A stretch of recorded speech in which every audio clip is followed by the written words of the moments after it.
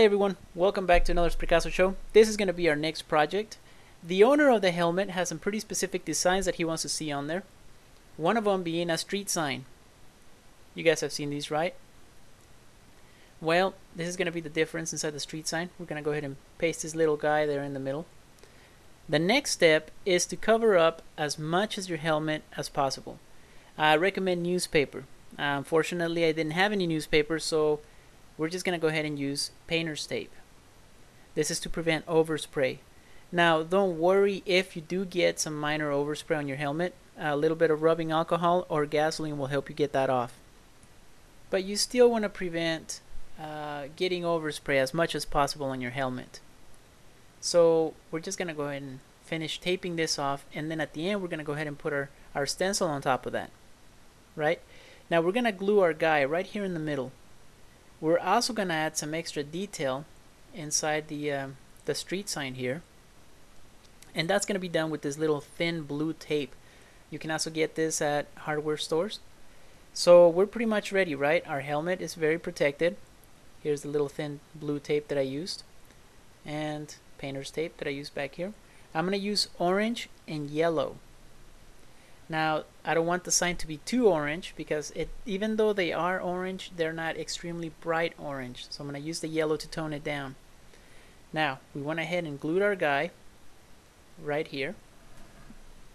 And I think we're very much ready. I hope you guys don't mind getting your hands spray painted. I really don't.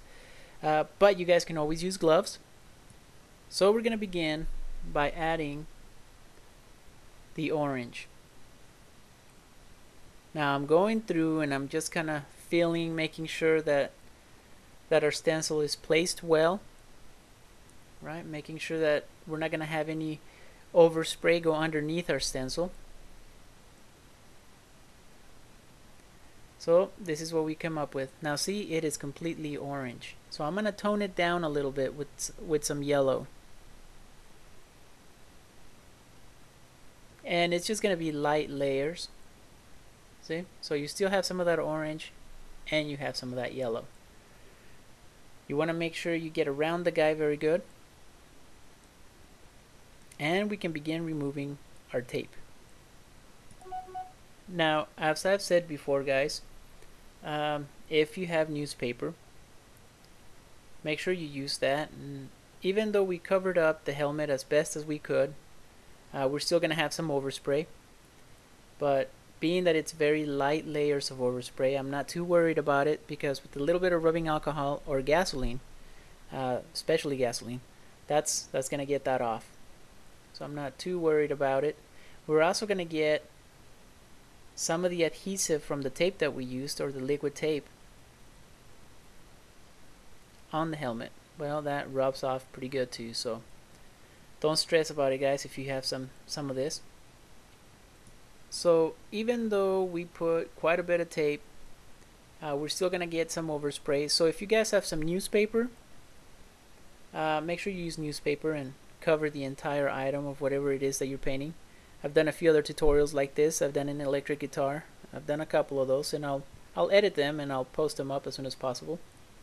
But as you can see, I can still see some of the overspray, and like I said, I'm not too worried about that. A little bit of rubbing alcohol and or gasoline will get that off.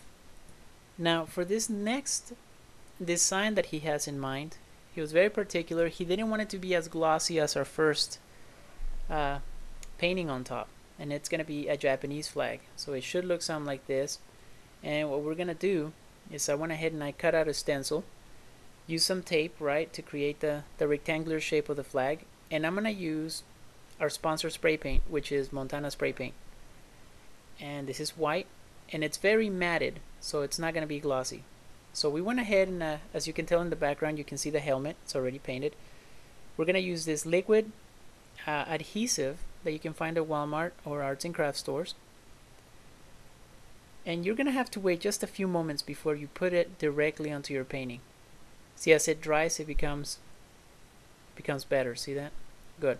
Okay, so you want to make sure that the paint, in this case the white that we used below, is very well dried before putting this top part of the stencil on top of it. Okay, now the stencil is a little bit bigger, as you can tell, than the area that it's gonna paint. That's okay, that's why I put some extra painter's tape there. Okay, and we're just gonna align it, and there you go.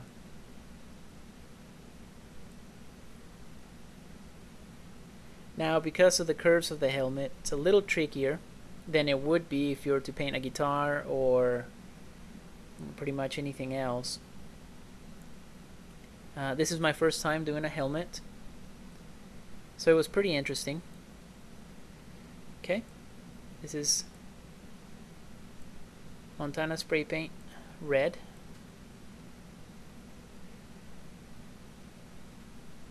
And here we go.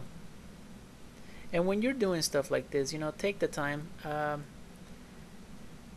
make sure it comes out right. I should have really gotten some newspaper to prevent overspray on the rest of the helmet.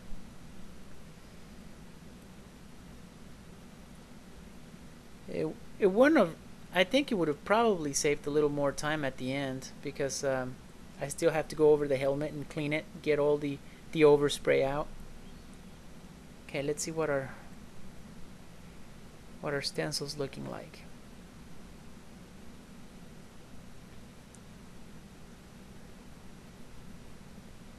Very nice. Again, guys, make sure that the white underneath is dry before doing this. And it only takes maybe about 5 to 10 minutes.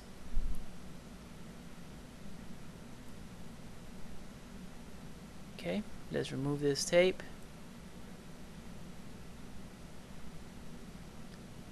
Nice.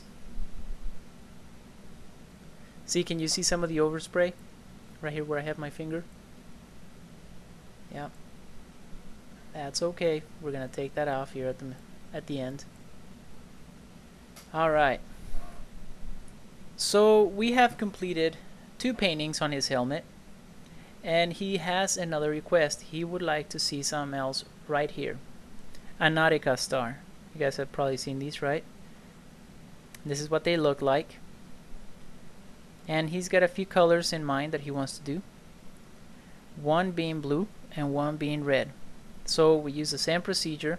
We already used our adhesive on the stencil, place it down,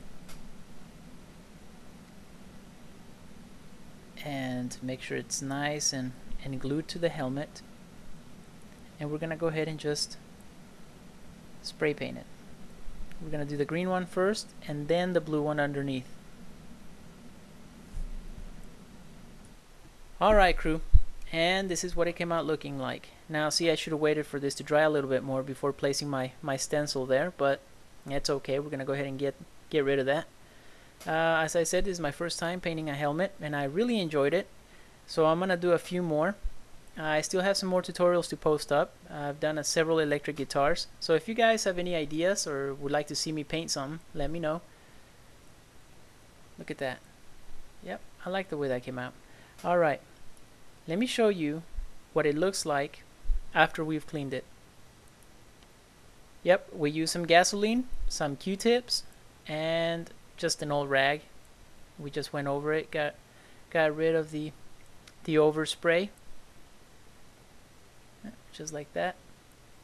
And see, when you do things like this, you have to make sure that if there's any movable parts, you do your paintings where the parts aren't gonna rub it off. Alright, well, as I said before, you might want to get some newspaper rather than having to sit there with gasoline and rubbing alcohol with a Q-tip. I want to thank our sponsors, Montana Spray Paints, for providing the spray paints that you guys seen us use here today. And you guys have seen me use my Spraycasso brand before. So until next time, folks, keep those cans shaking.